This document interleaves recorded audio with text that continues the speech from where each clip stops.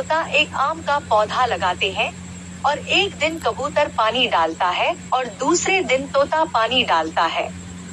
अब पेड़ बड़ा हो जाता है और फल लगाते हैं। फिर तोता और कबूतर दिन मजे से आम खाते हैं और घर चले जाते हैं। तभी एक बड़ा गोरिल्ला वहां आता है और पेड़ को जड़ से उखाड़ फेंकता है।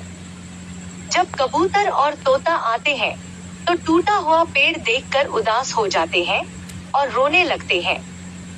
फिर लाइक सब